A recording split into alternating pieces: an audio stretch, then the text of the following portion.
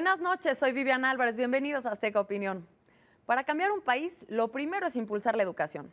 Claudio X González, presidente de Mexicanos Primero, nos platica de las acciones que están realizando en contexto con Jaime Sánchez Uzarrey. Jorge Sotomayor decidió renunciar al PAN y convertirse en diputado independiente. ¿Por qué lo hizo?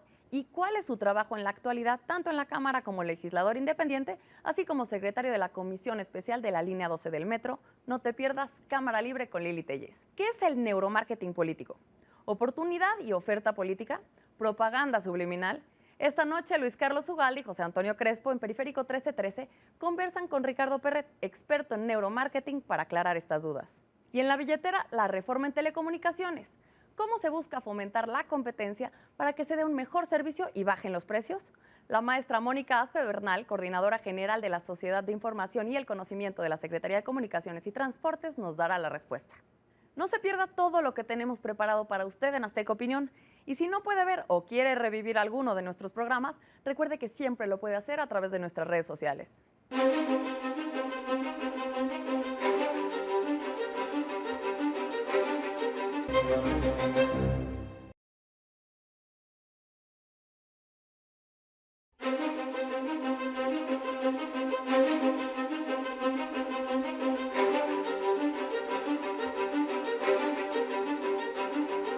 Claudio X González, muy buenas noches, ¿cómo estás? Bien, Jaime, gracias por la oportunidad. No, al contrario, te agradezco mucho el que hayas venido. Eres presidente de Mexicanos Primero, es una institución que se dedica a evaluar la educación. ¿Por qué no la describes muy brevemente? Bueno, somos una organización ciudadana que busca antes que nada cambiar el sistema educativo nacional, pensando que solo la educación de calidad le va a dar mayor progreso, mayor justicia, mayor bienestar a México. Creemos que el siglo XXI realmente lo van a ganar quien forme a su capital humano. Y en México hay mucho capital humano que no se está desarrollando a plenitud y tenemos que cambiar y transformar un sistema para que le dé oportunidades de superación a niños y jóvenes. ¿Cuándo se funda Mexicanos Primero? Mexicanos Primero se funda hace 8 años.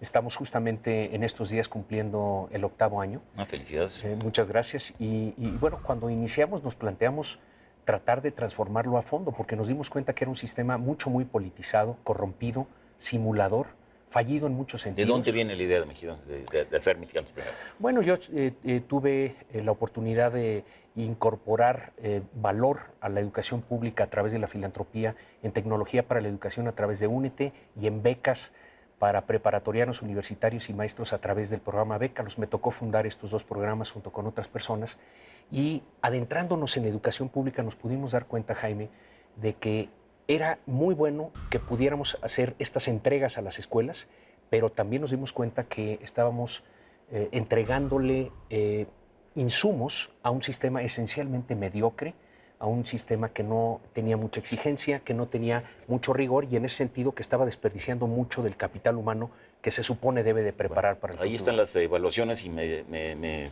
desmentirás tú, si ese es el caso. Los niños que salen de las escuelas primarias no saben leer, no saben comprender un texto, no saben hacer operaciones matemáticas efectivamente, no saben redactar un texto. Desafortunadamente ese es el caso. Los estudios internacionales y nacionales y en donde nos hemos metido en Mexicanos Primero señala que en México en promedio una persona estudia hasta el segundo de secundaria, 8.8 años de escolaridad. En Estados Unidos es arriba de 13, casi 13.5. En Escandinavia son más de 14 años. Es decir, nos llevan 3.5 a 4 años más de escolaridad por persona. Y eso sin contar que la calidad de la educación es verdaderamente... Si nos vamos al tema rey, que es la calidad, en la tabla de las 65 naciones que presentan la prueba PISA, que son los jóvenes de 15 años, que se miden estas competencias básicas de las que tú hablas, matemáticas, ciencias, comprensión lectora, estamos en el lugar 53 de 65 naciones, donde los asiáticos son los reyes de la educación en el mundo, luego viene Europa, de América solo destaca Canadá, Estados Unidos está atrasado a la mitad de la tabla porque no ha logrado incorporar a sus minorías hispanas y afroamericanas a la calidad educativa. Y ¿Ese es el motivo en Estados Unidos? Así es.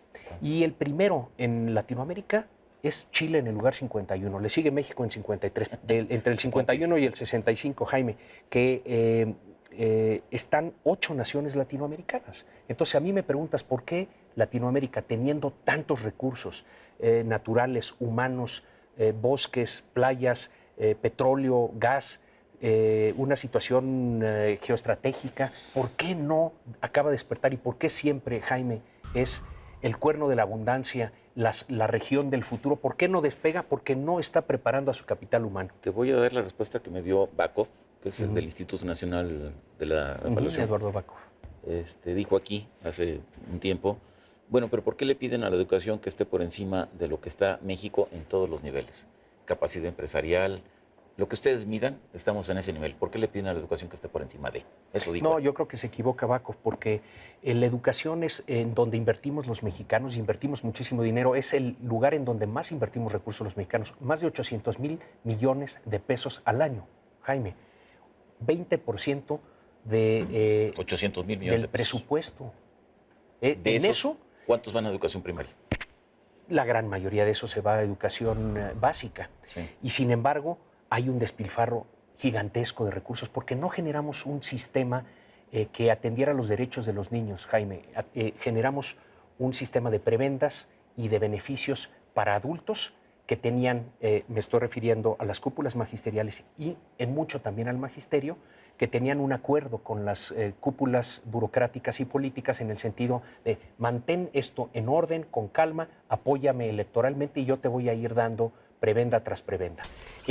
Al paso de las décadas se abultaron esos beneficios, se nos llenó el sistema de aviadores, de comisionados sindicales, de personas que trabajan fuera de la educación pero ganan de la educación. Y de profesores incompetentes. Y fundamentalmente los incentivos no los creamos para que llegara la gente más capaz a la educación y entonces nos llenamos de maestros que no saben suficiente. Porque esa es la otra pregunta, ¿no? ¿Quién educa a los profesores?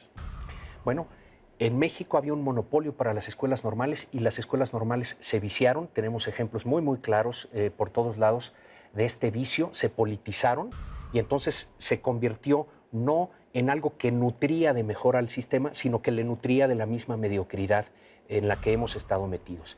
Y como las plazas se vendían, se heredaban, se entregaban políticamente, se entregaban en automático saliendo de las normales. ¿Todo está en pasado, Claudio, o todavía seguimos padeciendo? Eso está quedando en el pasado, porque la reforma, una de las cuestiones... Quedando, sí, porque esto se lleva tiempo. Pero está quedando en el pasado, Jaime, porque las reglas ahora establecen que se tienen que concursar todas las plazas y que todos los maestros obligatoriamente, y eso inicia este año, se tienen que certificar, como se tiene que certificar cualquier profesionista para poder seguir en la profesión. Y que si después de 3 ocasiones en las que repruebes y se te capacite, no pasas el examen, tienes que dejar el salón. Porque si no, herimos a los que venían ya del sistema anterior y se les habían prometido plazas vitalicias, imagínate el despropósito, ellos se les enviará un puesto administrativo. A los más de 26,000 maestros que ya entraron por concurso del año pasado ahora con la vigencia de las nuevas leyes, a la tercera reprobada, Jaime, se van del sistema sin ninguna responsabilidad para el Estado mexicano. Estamos hablando de un mundo de estudiantes y de un mundo de maestros. 25 millones de estudiantes y ¿cuántos maestros? Un poco más de 1 millón de maestros. Por primera ocasión, que además que no se sabía cuántos eran. No, ni siquiera sabíamos cuántos maestros había en el país y si estaban preparados. Ya sabemos más o menos cuántos son. Ya también el INEGI da cuenta de muchos de ellos como comisionados sindicales, aviadores, etcétera. Y ahora, a partir de septiembre, se va a evaluar a una tercera parte del magisterio este año y en los 2 años venideros a las otras 2 terceras partes. Y entonces vamos a saber cómo están los maestros. Y ahí van a venir los cambios más fuertes. Vamos a 2 puntos, Claudio. El primero es... Ustedes han estado impulsando todo este asunto de la reforma educativa o de la modificación de la educación y fueron reconocidos recientemente por la Suprema Corte de Justicia de la Nación como un actor interesado. ¿Qué significa esto? Bueno, ese es un caso que nos da mucho orgullo haber ganado, además de manera unánime. El voto de la primera sala de la Suprema Corte de Justicia fue 5-0. Y teníamos que ganar 2 casos en uno. Primero, hay una figura en la Constitución que se llama interés legítimo, que es novedosa. En México, cuando un acto de autoridad te impacta en tus derechos, solo la persona afectada puede impugnarlo a través del amparo.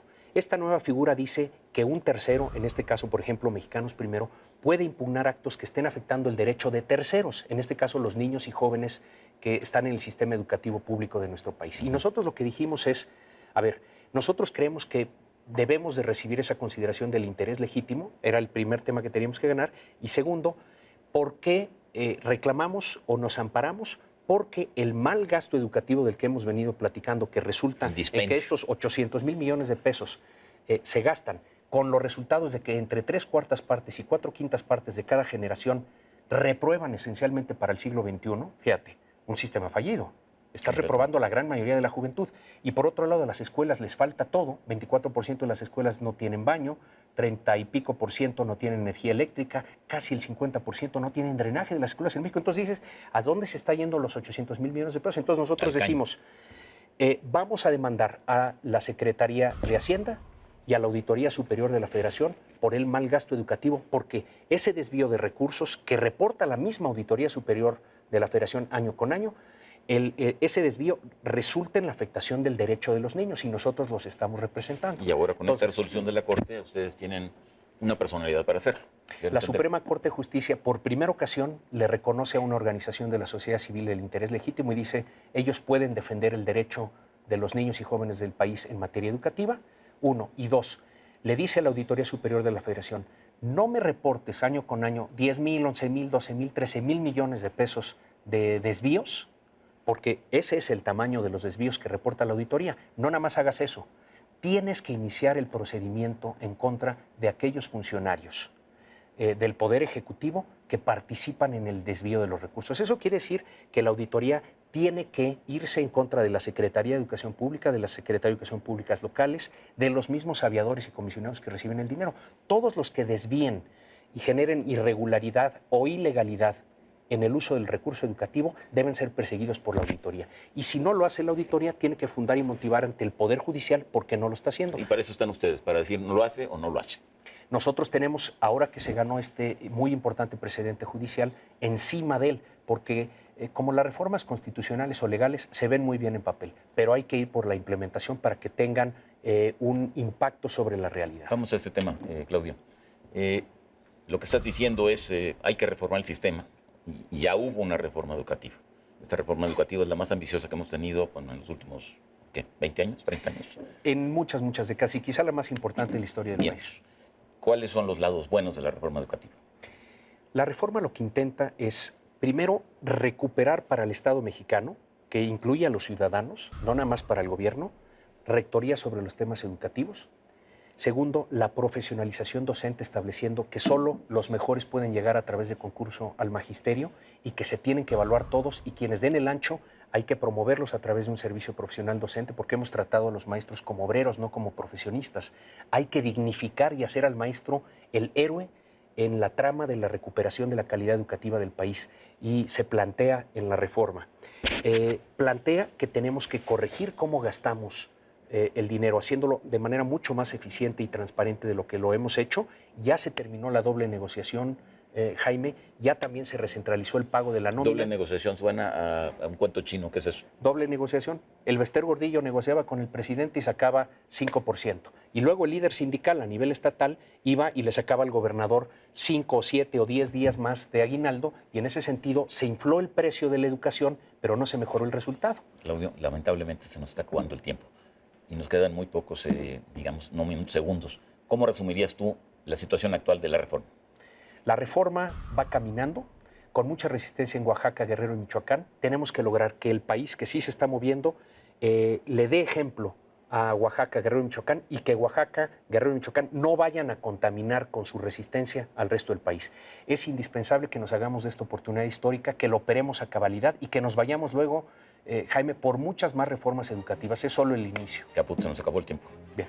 Oye, quedas emplazado para volver a tocar el tema. Me daría mucho gusto y muchas gracias, Jaime. Al contrario. En Contexto, buenas noches, hasta la próxima semana.